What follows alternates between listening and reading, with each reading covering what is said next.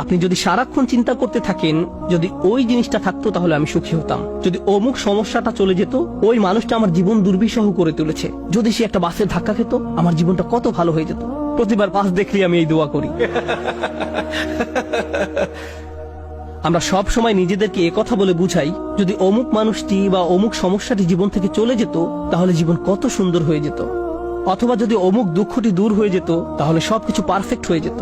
যদি মানুষের পরিবর্তন হতো, যদি পরিস্থিতির পরিবর্তন হতো, যদি পরিবেশের পরিবর্তন হতো, আমরা এভাবে ভাবতে থাকি সবকিছুর পরিবর্তন হলে জীবন সুন্দর হয়ে যেত, তাহলে আমাকে আর দুর্বল থাকতে হতো না। আমরা ভোগের উপর ভোগ করতে থাকি আর এতে পুরোপুরি আচ্ছন্ন হয়ে পড়ি। আর আল্লাহ আজ্জা জাল্লা বর্ণনা করছেন, জানো তুমি কত দুর্বল? তুমি একটি মাছির চেয়েও দুর্বল। দুআফাত তালিব ওয়াল মাতলুব। যখন তিনি এভাবে বলছেন, আমি আপনি মজ্জাগতভাবে অবিশ্বাস্যভাবে কতটা দুর্বল, একটু চিন্তা করে দেখুন। আপনাদের প্রত্যেকের মাথায় বিভিন্ন জিনিসের চিন্তা আছে প্রতিদিন। আমরা এখন রোজা রাখছি, নামাজ পড়ছি, আর আলহামদুলিল্লাহ নামাজ পড়ার সময় আমরা মনোযোগ ধরে রাখার চেষ্টা করি, কিন্তু এর বাইরে আপনার মাথায় কোন চিন্তা ঘুরঘুর করে? আপনি কি নিয়ে উদ্বিগ্ন থাকেন? আপনি কি নিয়ে চিন্তা করেন? কোন চিন্তাটি আপনার মাথায় সারাক্ষণ ঘুরতে থাকে? কোন জিনিসটির ব্যাপারে ভাবেন এটা যদি থাকতো, আর কোন জিনিসটির ব্যাপারে ভাবেন যদি এটা না থাকতো? কারোর জন্য অসুস্থতা, কারোর জন্য ডিপ্রেশন, কারোর জন্য দুঃখ, কারোর জন্য হয়তো কোনো ব্যক্তি। কেউ কেউ ভাবেন যদি ওই মানুষটা আমার ব্যাপারে খুশি হতো। তারা অন্য একজনকে খুশি করার চিন্তায় মশগুল থাকেন। যদি আমার বাবা আমার উপর খুশি থাকতেন তাহলে আমি সুখী হতাম। কিন্তু আপনার বাবাও তো একজন মানুষ, তিনি যদি আজ খুশি হয়েও থাকেন, কাল হয়তো তার জীবন শেষ হয়ে যেতে পারে। তারপর আপনি কি করবেন? এরপর আপনি কোথায় দাঁড়াবেন? সুতরাং আমি আর আপনি এভাবে এসব জিনিসের পেছনে ছুটতে থাকি। আর এর পরের আয়াতে আল্লাহ আজ্জা জাল্লা বলেন, মা কদারুল্লাহ হাক্কা কদরিহি, তারা আল্লাহকে যথাযথ মর্যাদা দেয় না। ইন্নাল্লাহ কাউইয়ুন আজিজ, নিশ্চয়ই আল্লাহ শক্তিধর, মহাপরাক্রমশালী। তুমি দুর্বল কিন্তু আল্লাহ সর্বশক্তিমান। তিনি আরো বলেন, তোমরা আল্লাহকে যথাযথ মর্যাদা প্রদান করনি। জানেন তিনি আমাকে আপনাকে কি বলছেন? তিনি বলছেন, তোমরা বিভিন্ন জিনিসের পেছনে ছুটবে, তোমরা বিভিন্ন মানুষের পেছনে ছুটবে, তোমরা এই দুনিয়ার যত কিছুর পেছনেই ছুটো না কেন, এর প্রতিটি জিনিসের একদিন সমাপ্তি হবে। এর প্রতিটি জিনিস দুর্বল। এই কারণে তুমিও দুর্বল হয়ে পড়েছ। এই জন্য তুমি বারবার দুঃখ ভারাক্রান্ত হয়ে পড়ছো। ফলশ্রুতিতে তুমি বারবার ক্ষতির সম্মুখীন হচ্ছ। কিন্তু শেষবারের মতো যখন তুমি এই সিদ্ধান্ত গ্রহণ করবে, তোমার যত চাওয়া পাওয়া আছে তার মাঝে সবচেয়ে বড় চাওয়া পাওয়া হলো তোমার মালিককে খুশি করা, যখন তুমি সবকিছুর উপরে আল্লাহর সন্তুষ্টিকে প্রাধান্য দাও, যখন তুমি সত্যিকার অর্থে তোমার অন্তর থেকে এটা করতে পারবে, একমাত্র তখনই, যেহেতু তিনি শক্তিধর। জানেন আল্লাহ এইমাত্র আমাদের শেখালেন, যখন তুমি দুর্বল কাউকে পেতে চাও তখন তুমিও দুর্বল হয়ে পড়ো। কিন্তু তুমি যদি আল্লাহকে চাও যিনি শক্তিধর এবং মহাপরাক্রমশালী, তাহলে এটা তোমাকে কেমন করে তুলবে? এটা তোমাকেও শক্তিশালী করে তুলবে। আর যখন তুমি শক্তিশালী হয়ে উঠবে, জীবনে বিভিন্ন জিনিস আসবে যাবে, কিন্তু তোমার শক্তিমত্তার কোনো কমতি হবে না। যে জিনিসের পেছনে তুমি ছুটছো তা ভেঙে পড়ার কারণে তখন তুমি আর ভেঙে পড়বে না, কারণ তুমি দুনিয়ার এসব তুচ্ছ জিনিসের চেয়েও অনেক অনেক উচ্চ একজনের সন্তুষ্টির অন্বেষণ করছো। আমি বলছি না যে আপনি এই দুনিয়ার কোনো কিছু চাইতে পারবেন না, কিন্তু আয়াতটি আমাদেরকে একটি ব্যাপারে শিক্ষা দিচ্ছে।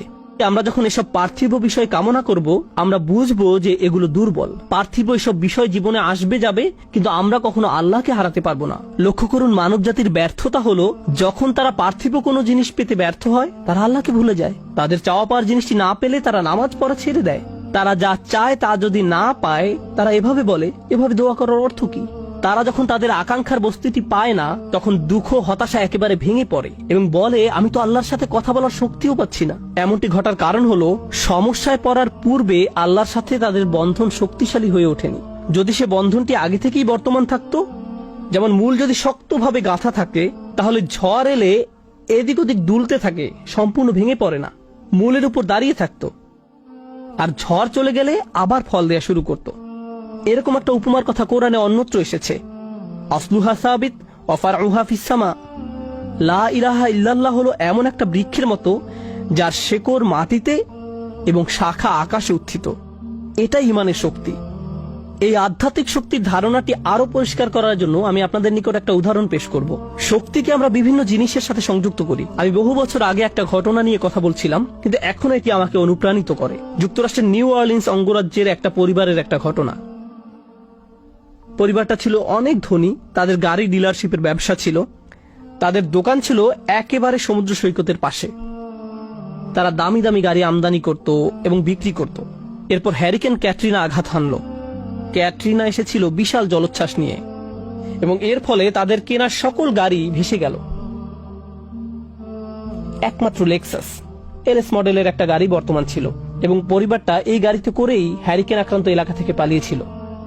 দুর্যোগ শেষ হওয়ার কয়েক মাস পরে স্টেটের সবকিছু খুলে দেওয়ার পর আমি আবার তাদের সাথে দেখা করতে গিয়েছিলাম।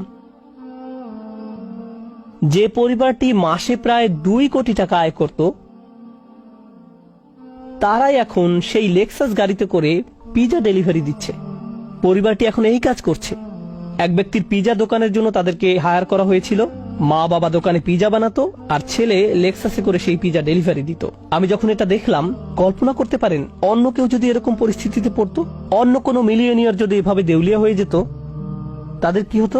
তারা সম্পূর্ণ হতাশ হয়ে যেত, মদের বোতল হাতে জীবন পার করে দিত। কারণ তারা মনে করত যা তাদের ছিল তাই তাদের শক্তিশালী করেছে।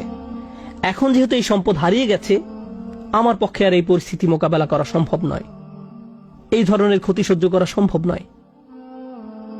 কিন্তু এই পরিবারের ক্ষেত্রে যখন আমি তাদের সাথে দেখা করলাম, সবাই খুবই শান্ত, নির্বিঘ্ন। বাবার অনেক বয়স হয়েছিল।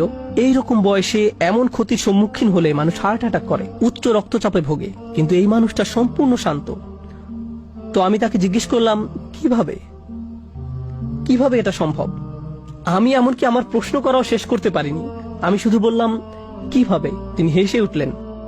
তিনি বললেন, যখন ব্যবসা ভালো ছিল আমি সারাক্ষণ ফোনে ব্যস্ত থাকতাম। শিপমেন্ট এসে পৌঁছেছে কিনা, পেমেন্ট দিতে দেরি হচ্ছে কিনা, কার কি ডেলিভারি দেওয়া প্রয়োজন, কাস্টমার খুশি কিনা, ট্যাক্সের হিসাব ঠিক আছে কিনা, কর্মচারীদের সমস্যা, অমুক সমস্যা, তমুক সমস্যা, এসব কারণে আমি কোনো মতে জুমার নামাজে উপস্থিত হতে পারতাম কোনো রকমে।